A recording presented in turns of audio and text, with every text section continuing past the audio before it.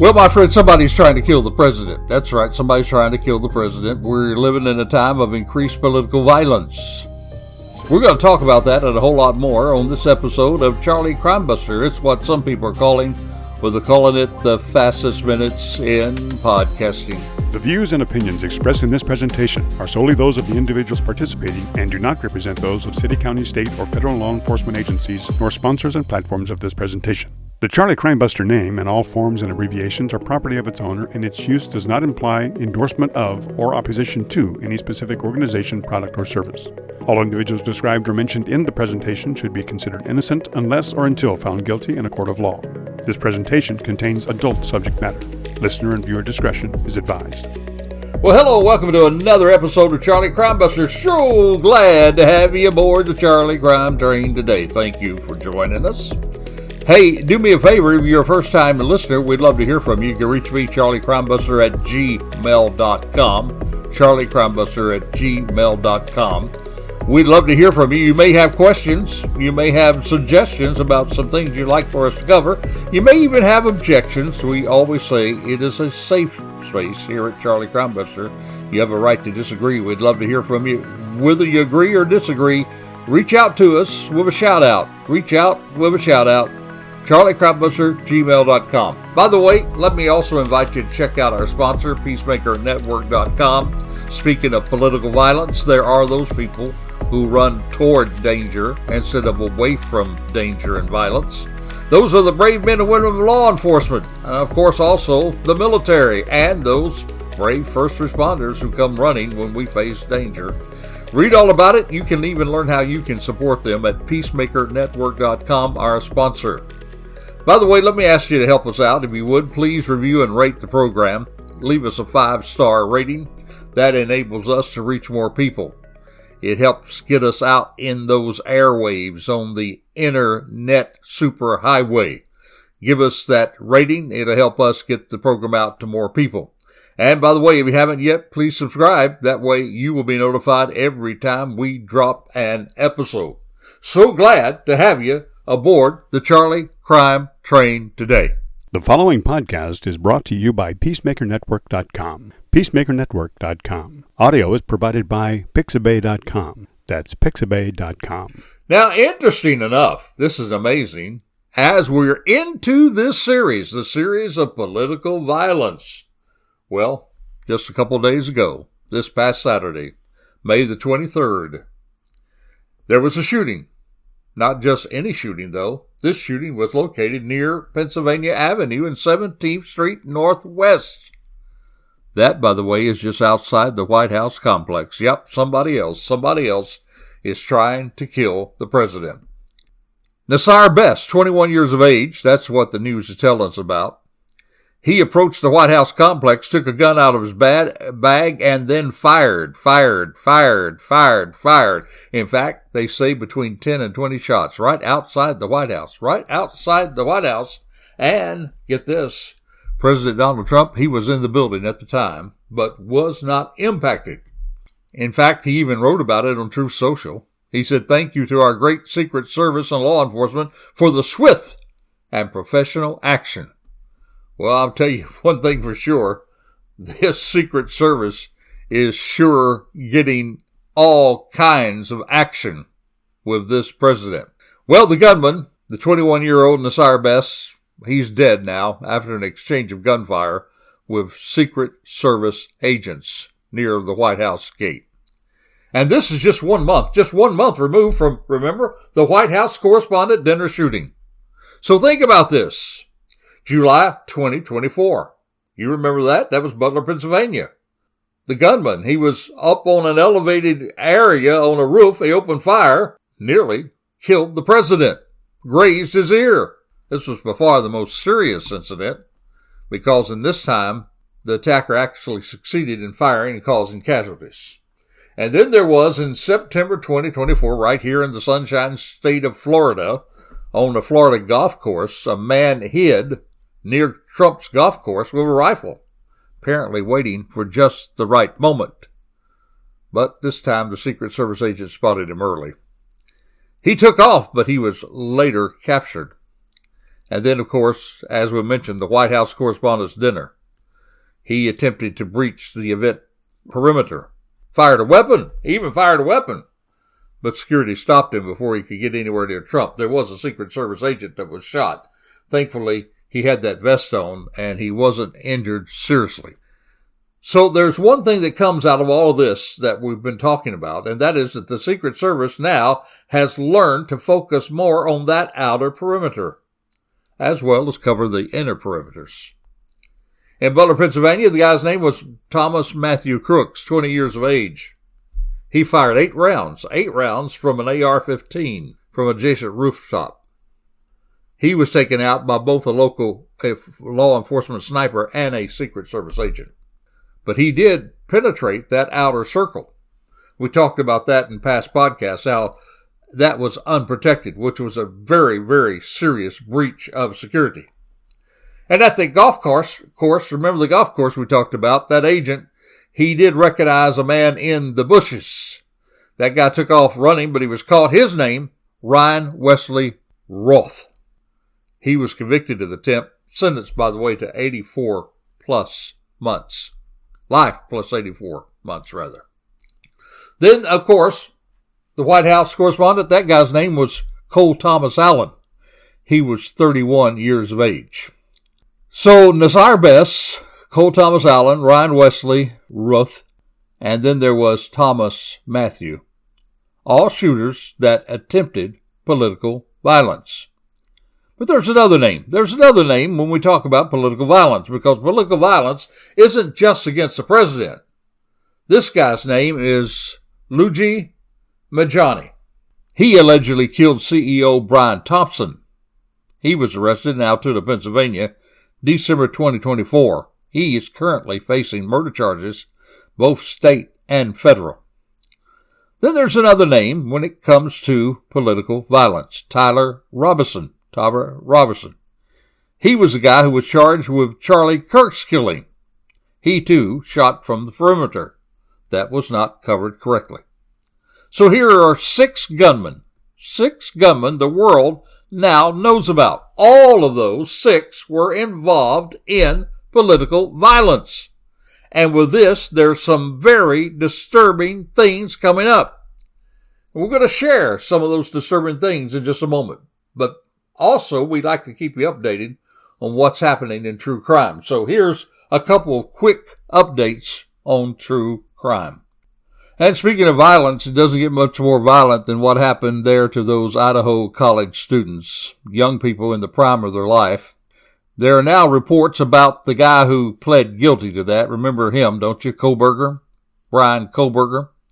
It seems that Brian Koberger is kind of a crybaby. He's a whine about what's happening to him in prison.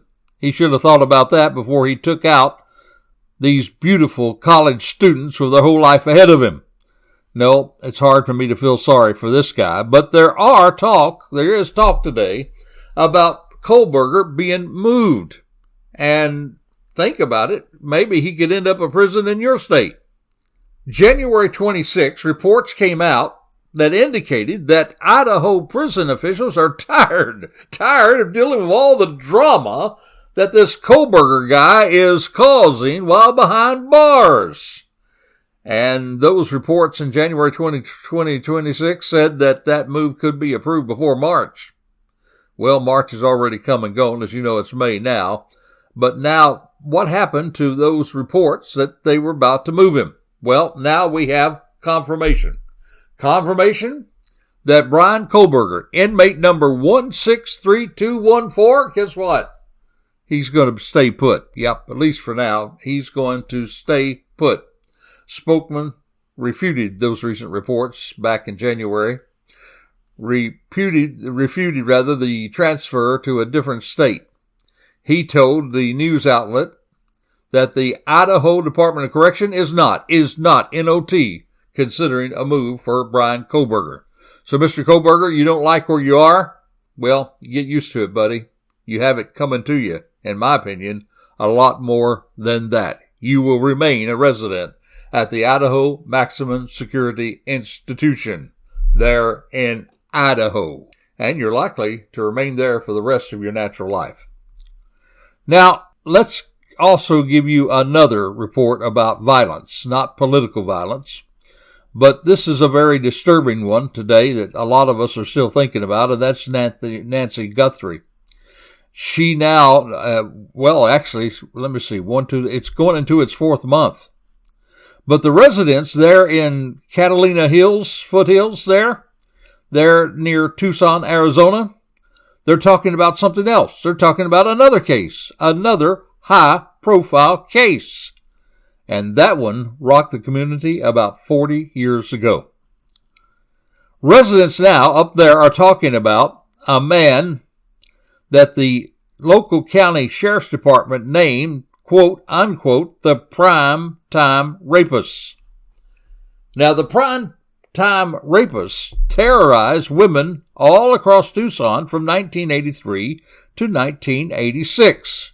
He would break into their homes, and he would sexually assault them. Now, according to News KVO8, this suspect, this prime-time rapist, actually was involved in over 30 home invasions, targeted more than 90 victims. And some of those homes were right there near where Nancy, the 84-year-old mother of today's Savannah Guthrie, well, that's where she was abducted by a masked man in the early hours back in February of this year. Now, that suspect, by the way, finally got caught. And the guy who caught him was a sheriff's officer by the name of Robbie Mayer. And Robbie told the outlet when speaking about the primetime rapist case, he said that they ended up with over 4,000 leads. 4,000 leads, and he terrorized the community. And everybody there in Tucson, well, they were locking up their doors. They were afraid to let their kids out at night.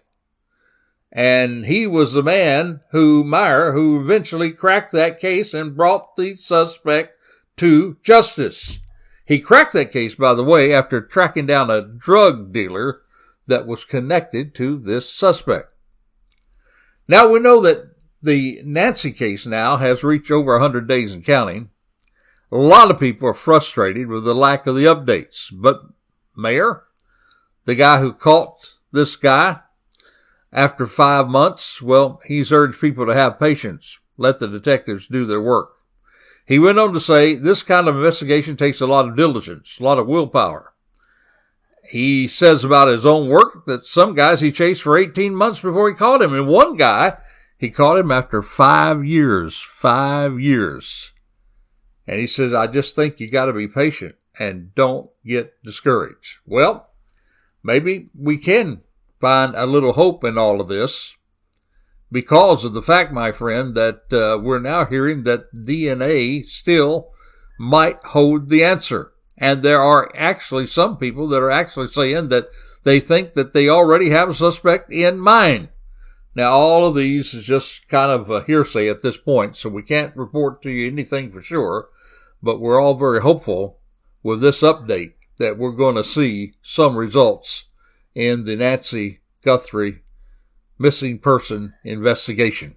What do you think? Love to hear from you. Reach out with a shout out, charliecrimebuster@gmail.com. All right, let's lighten the load just a moment, and then we're going to get right back into political violence. But now it's time for our Crazy Crook story. So this is Charlie Crimebuster's Crazy Crook story. Well, it's a Florida man. Yep, a Florida man's been arrested after a wild high-speed chase. Ended up after he crashed, not just any car, but a second-generation Lexus LS400. Crashed it into a tree line. That's what we're hearing about from Gulf Coast News. Now, this guy was first spotted on Saturday night, just before 10:30 p.m., by a Florida State Trooper. The Lexus was allegedly driving about 100 miles per hour eastbound on State Road 82 in Fort Myers near the intersection of Colonial Boulevard. He almost rear-ended two other vehicles. He was swerving in and out of traffic, very dangerous, and then people thought he was going across the median and hit them. So a lot of fear while they were chasing this guy down. Now, they attempted to stop the Lexus, but the driver then, he put down the gas pedal of this 290 horsepower V8 and got up to speeds of 130 miles per hour down there on the southbound Daniels Parkway. He even, now get this idiot turned off his headlights. Well, wasn't a good move on his part, because then he lost control, rolled into a tree line, and then they caught the driver, identified him as a guy by the name of Pavan Rivera, and while he was being arrested, well, this guy thought he would be a comedian. He cracked a joke. He said, well, I just needed a faster ride. Well, he got a ride, all right. After being evaluated at the hospital, well, Pavan Rivera, he was booked into the Lee County Jail and released on bond. Well, somehow, in spite of the reported wisecracks, we just don't think that there's a lot of future for this guy. So this idiot that put everybody at risk running down the highway 130 miles per hour in his fancy car ended up being delivered to the county jail. This is indeed Charlie Crimebuster's Crazy Crook of the Week. Now, we've been talking about the six men with political violence in their background, but let me tell you a little bit about Cole Thomas Allen. He was the one, of course, who tried to get to Trump at the White House correspondent dinner. There were some very, very, I think, disturbing comments online regarding Cole Thomas Allen, and I think I want to go over these with you guys and just let you know how sick society is today. Cole Thomas Allen, this is what one guy wrote about him. He said, quote unquote, Cole Thomas Allen is a real American patriot. Not going to tell you the guy's name. He doesn't deserve his name brought out there. Then there was another one who said, now get this, talking about the attempt on the president, hopefully the next one is successful. Then there was another one, get this, who said, well, why can't these shooters shoot better? And then someone else said, well, hopefully the next one is successful. Another one wrote, what a pity he didn't succeed. And this is a very unusual one. This guy said, well, I'm not cheering for assassination, but I admit I've got champagne in the fridge. Champagne in the fridge for that wonderful day when the grim reaper comes for this evil man, talking about the President of the United States. Someone else said, well, unfortunately, he is alive and well. And then another one, he thought he would kind of rationalize it. He says this, he says, well, Trump, he mocks everybody that does not like him that have died, so who cares if people who don't like him and mock him? But, you got to think about that, my friend. First of all, the guy that said he had champagne in the refrigerator, he said, I'm not for assassinating people. But then he turns around and says he has champagne in the refrigerator. Well, sure, he's for assassinating people. If he says he's going to celebrate it, he's egging people on to do it. And then this other guy says, well, all is fair because Trump mocks people when everyone he does not like have died, so who cares if people who don't like him mock him? Well, if mocking people who die is wrong when Trump does it, it's also wrong when someone else does it. So these people are not thinking. They're not thinking at all. And these things are happening. But I guess what really disturbs me, even more than that, when we're talking about political violence. Now, remember back in December 2024, boy, it's hard to believe that it's already been almost a little over 2 years since that happened, coming up. Luigi Majani, he shot and killed in cold blood now the United Healthcare worker, or actually the CEO, Brian Thompson. He shot him in the back like a coward. Folks, please don't get into this thing where you don't realize that these are real people. You see, Brian Thompson was a father. Brian Thompson was a husband. And this guy, Luigi Majani, he almost becomes a hero. Well, he does become a hero in the minds of many people. Did you know that his legal defense raised $1.4 million? $1.4 million. He has received over 6,000 letters of support. They even have these, these trucks with these billboards on them. even these billboard trucks out in New York was carrying the slogan, Free Luigi, Free Luigi. And United Healthcare? Well, there was so much negative comments coming in that they had to turn Facebook off as far as the comments, receiving comments. That was after a post about Thompson's death received more than 36,000 laughing reactions. You know those little laughing reactions that you see online? They had over 36,000 of them. A man was killed. A wife became a widow. Children lost their father. And 36,000 people laughed about it. Well, thankfully, my friend, Americans actually, when you look at the total of Americans, according to survey, there was 43 to 23%, 43% of people actually did view Majani unfavorably. Thank God for that.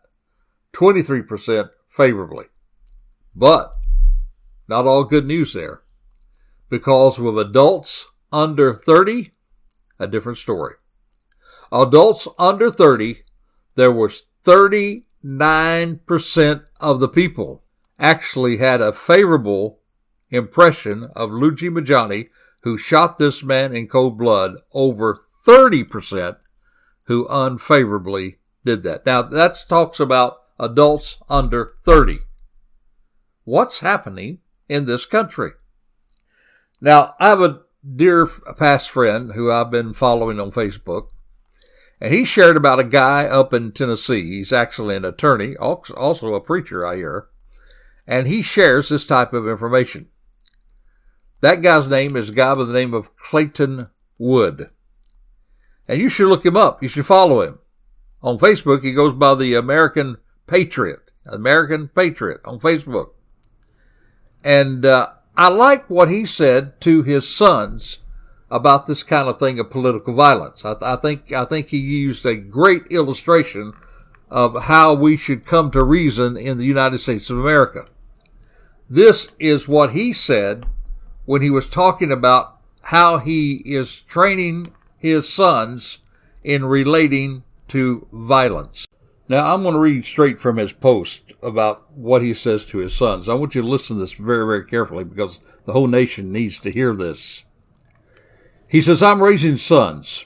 When they hit each other, I do not accept the justification. Did you hear that? I'm raising sons. When they hit each other, I do not accept the justification. He goes on to say, almost every time one of them has a version of the same argument. And you've heard this if you've raised kids, haven't you? One kid says, one son said, he's mocking me. He gave me a mean look. Boy, if I had a quarter for every time that one of my sons said about the other one, well, he's looking at me wrong. He gave me a mean look. He started it. Well, according to Mr. Cook here, or Mr. Wood rather, he says, my answer is always the same. You are responsible for what you choose to do with your hands. Did you hear that statement? You are responsible for what you choose to do with your hands. A look does not excuse a fist. A word does not excuse a shove. You do not get to transfer the responsibility for your own actions onto the person who provoked you. I got to repeat that sentence that he says here in his post. Let me say it again. This is him talking to his sons. You do not get to transfer the responsibility of your own actions onto the person who provoked you. He goes on to say, because the moment you accept that logic, there's no floor. Every act of violence becomes defensible as long as you felt sufficiently provoked first. Wow. He goes on to say, by the time my boys pass 13, they understand this. My sons also know that murder is wrong. Not complicated, wrong. Not situationally wrong, depending on whether the target deserved it. Wrong, full stop.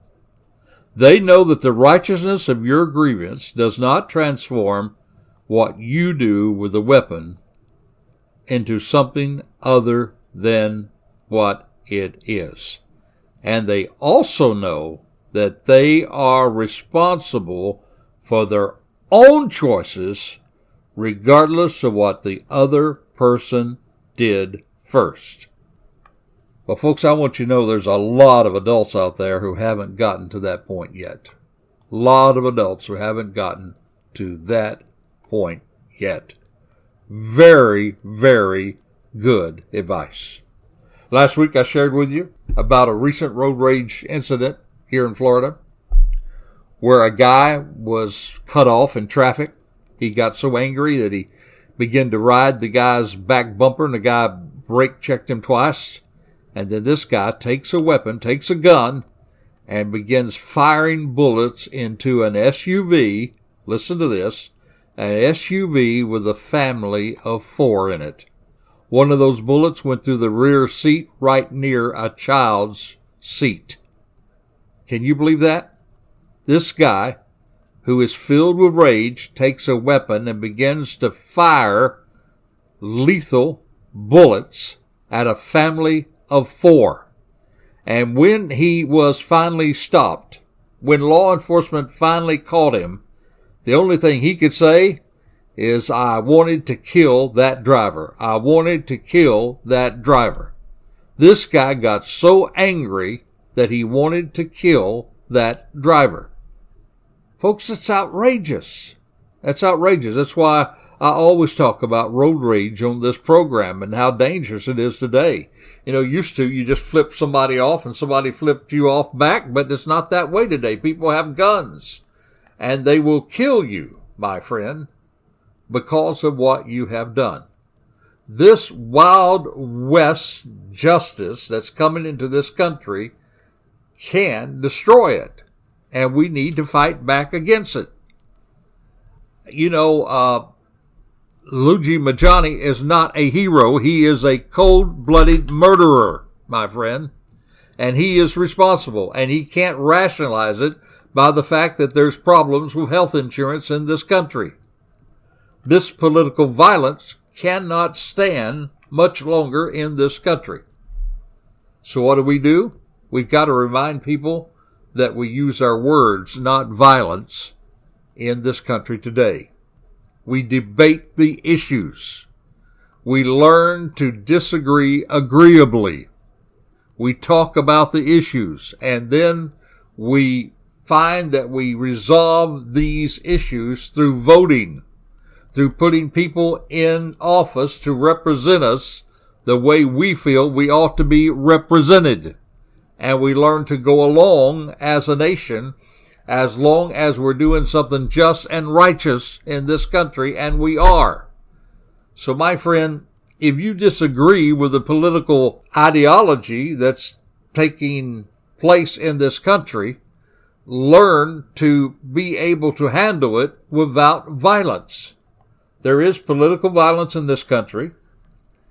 Thank God the majority of people do not feel that's the way to handle it.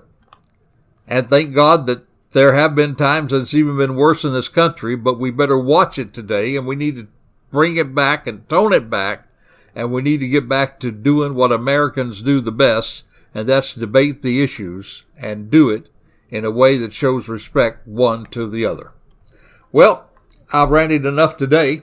We've been talking about political violence in this country. Thank you for joining us. Join us next week for another program. Until this time, next time, this is Charlie Crimebuster reminding you, be safe, be alert. For the life you save, it may be your very own. You have been listening to Charlie Crimebuster. We would like to thank our sponsor, the Peacemaker Network, and also encourage you to support the first responders, military, and law enforcement personnel by contributing to the Peacemaker Network. That's peacemakernetwork.com. All music and sound effects are courtesy of Pixabay.com. That's Pixabay.com.